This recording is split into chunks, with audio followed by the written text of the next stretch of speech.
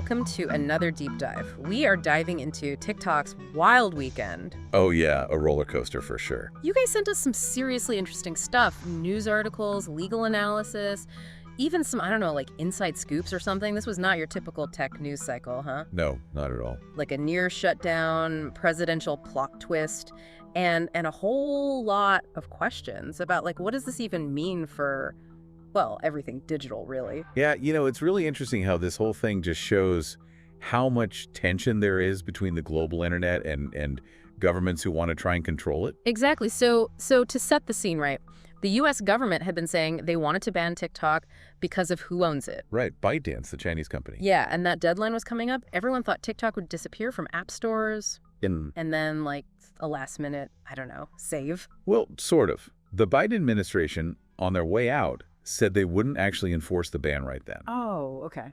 But then, TikTok went dark anyway. And then, just a few hours later, it was back. It was like someone just hit the pause button on a billion-dollar app. I mean, what even happened in those, like, missing hours? To get that, we've got to back up a bit. So the Supreme Court already ruled on the law, right? Okay. Saying it was okay, and that ByteDance had to sell its U.S. part of TikTok or get banned. Mm-hmm. But there was this possibility of a 90-day extension. They could have had more time. All right, so legal stuff aside, enter President-elect Trump. And here's where it gets interesting. He was all for the ban before, right? Loudly. And then suddenly he's like TikTok's biggest fan. What changed? Well, using TikTok for his campaign probably had something to do with it. Oh, right. He loved to brag about how many views his videos were getting. Yeah, he saw firsthand how many people, especially young people, use the app. So he knew TikTok was powerful. But it's got to be more than that, right? I mean, the guy loves a deal, right? Exactly. He probably saw this as a chance to, work some magic, get some things from ByteDance, but still keep TikTok here. Yeah. A win to brag about. But wouldn't that mean going against, like, his own party? And even some legal opinions? A lot of Republicans were still super pro-ban, right? Like, wasn't his own Secretary of State pick, Rubio, one of them? Yeah, it definitely showed a split in the Republican Party. It's hard to balance national security worries with, well, banning something so many people use has a big impact. We're talking 170 million users just in the U.S. Whoa, that's a ton of people, especially those younger voters everyone's always talking about. To just cut them off from that, from something they use for everything, even politics. I mean, that would have been huge. And don't forget the economic side. All those creators, all those small businesses on TikTok, they rely on it. The whole digital economy would have felt that. Oh, for sure. One of the sources even mentioned that TikTok's CEO, Shou Chew, was supposed to be at Trump's inauguration. Do you think maybe Trump wanted TikTok there to broadcast it all, especially to those younger people? It's possible. Trump definitely cares about his image. And TikTok reaches a ton of people who don't usually vote as much. Okay, so TikTok is back online, but it's still kind of shaky, isn't it? Yeah, ByteDance still doesn't want to sell. And that law, with all its rules, like that 20% ownership limit, it's all pretty complicated. It is. Plus, what about states banning TikTok themselves? What if TikTok was allowed in some states but not others? That would be a mess for TikTok and the people using it. Ugh, yeah. And then there are those third parties, like the app stores and hosting services, right? Could they be pushed to drop TikTok, even if the government ban isn't happening? Absolutely. We've seen it before with other apps when things get, well, legally or politically messy. It adds a whole other level of who knows to all of this. Right. And even after TikTok was back, there were Republicans saying totally different things. Some loved what Trump did, some hated it. No one seems to know what's going to happen. Yeah, like Senator Tom Cotton actually warned companies, saying they could be in trouble, like hundreds of billions of dollars of trouble, if they helped TikTok. Whoa. Okay, so TikTok is back for now, but it's hanging on by a thread. It really is. Like watching a high-stakes chess game, except it's real, and it's all about the future of a global app. Crazy, right?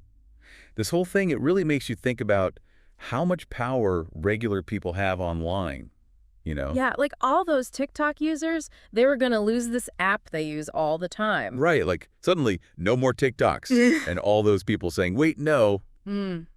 It seems like it actually made a difference to the politicians. Yeah, even Trump, who wanted to ban it at first, ended up siding with the people who use the app. It shows you how important these digital platforms are to people now. Like, they can change what politicians decide to do. That's pretty powerful when you say. Absolutely. And as these platforms get bigger, they're going to have even more influence, right? Oh, for sure. So we've talked about the legal battles, the politics, how this affects people using TikTok. But what about ByteDance? They've been fighting hard against selling off the US part of TikTok. Yeah, why not just sell it? Yeah. Seems like a smart move money-wise. Well, TikTok's huge. It's everywhere. And the U.S. is a big part of that. Losing control of the U.S. part would cost ByteDance a lot of money. But it's more than that, I think. Oh, so there's a strategy to them not selling.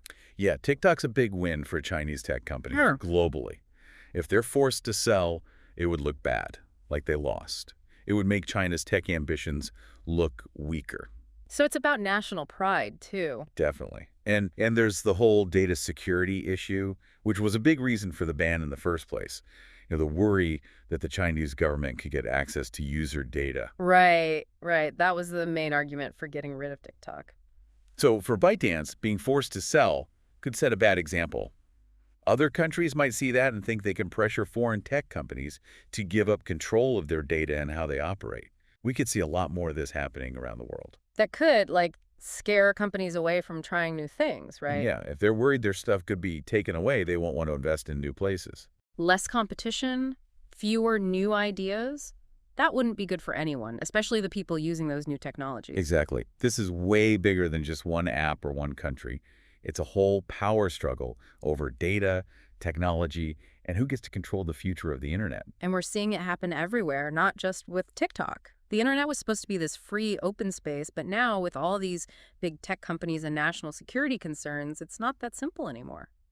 It's interesting how things change, but it can be scary too. Yeah, it's like we're at this point where we have to figure out how to keep the good parts of a free internet, but also deal with all these new challenges. Finding that balance is super important. Yeah. What happens in the next few years will have a huge impact on, well, pretty much everything.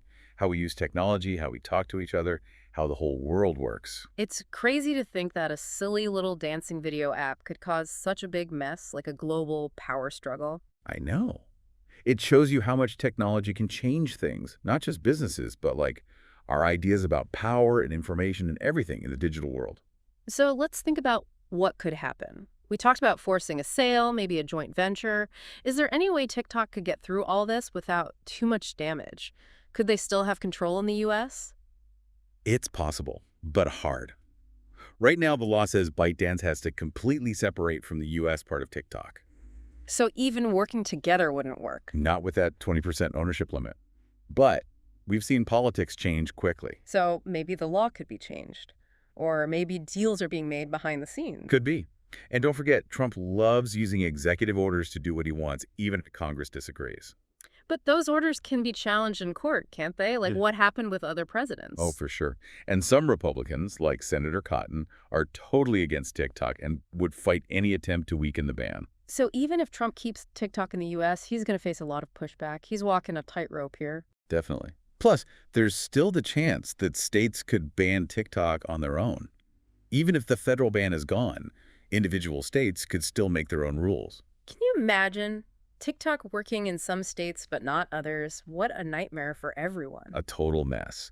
And it just shows how hard it is to control these global platforms when the world's so divided. Whatever happens, it's going to be complicated. It's like we're watching this giant Jenga game, and one wrong move could make the whole thing fall apart. And the players in this game are powerful, each with their own goals. Governments, big tech companies, millions of users, even countries against each other. It's like a thriller movie, but it's real, and it's happening on our phones, except the ending is a mystery. Yeah, that's the thing about this digital world we're in. Anything can happen, and the power keeps shifting. Feels like we're in that movie, living it, so many things happening, so many big players, and the story keeps changing. Yeah, it really does. And it makes you think, doesn't it, about where technology is going, how globalization is so complex, and how power works in this digital world. Okay, so let's take a breath for a second. What have we learned from all this TikTok craziness? What should our listeners be watching out for as things keep developing? I think the biggest thing is that tension between countries and the global internet. It's only getting stronger. We're seeing it right now. Governments trying to control data and online platforms, while tech companies are trying to figure out all the rules and the politics. It's a mess. And it's not just governments versus tech, right? We saw those different Republican reactions to Trump. It's dividing parties, too. Right. It's not a simple left or right thing anymore. This is complicated. It affects national security, the economy, free speech, how technology fits into our lives. We need to think carefully about all of it. It's like everyone's trying to learn the rules of this new digital world as they're being written, and the stakes are, well, pretty high. Yeah, they are. National security, the economy, being able to say what you think, even democracy itself in this online world. Those are huge things that will affect everything in this century and beyond. So what should people be paying attention to in the next few weeks, months? What happens next? Watch what Trump does next. That's the big one. What's in that executive order exactly? Is he going to try and force a sale, make a joint venture happen, or come up with some other way around the law? Yeah, and how will Congress react? Will they try to stop him, change the law, or just sit back and see what happens? Good question. And don't forget about ByteDance. Are they going to sue? Do they have any way to fight the ban or at least delay it? So many possibilities. Yeah. And then there's those individual states, right? Could we see states banning TikTok, even if the federal government doesn't? Yeah, that's possible. And that would make things even more chaotic for TikTok. Imagine trying to run a platform where the rules change depending on where the user is. It's mind-boggling. This whole thing has been a whirlwind of information, legal stuff, political games. It's hard to keep up. It shows how hard it is to operate in this digital world where things change so fast. But it's also super interesting. We're watching how we use technology, how we connect with each other, how the world works, all changing right before our eyes. It's a big moment. Exciting and a bit scary, right? Yeah. So much uncertainty, so much on the line. That's why it's so important to stay informed, talk about this stuff, and really think critically. This isn't just about TikTok, it's about the whole internet. Who has power online? What kind of world we want to live in? So if we had to leave our listener with one question, one thing to think about after this deep dive, what would it be? We've seen how powerful technology is, not just for connecting people or spreading news, but for shaping what politicians do, and even changing global events. And that power can be good or bad. It's up to all of us to make sure technology helps us, not the other way around. Exactly. How do we make sure technology works for us, not against us? That's the question we all need to be thinking about. That's a great place to end. And on that note, we'll leave you all to think about that very question. But this conversation isn't over. Keep learning, keep asking questions, stay involved. Because, as TikTok's crazy weekend showed us, the digital world is full of surprises. And with those surprises come a lot of chances to do good, but also big responsibilities. We get to shape the future, but it's going to take all of us paying attention, being creative, and using our collective smarts to navigate this uncharted digital territory. Thanks for joining us for another deep dive.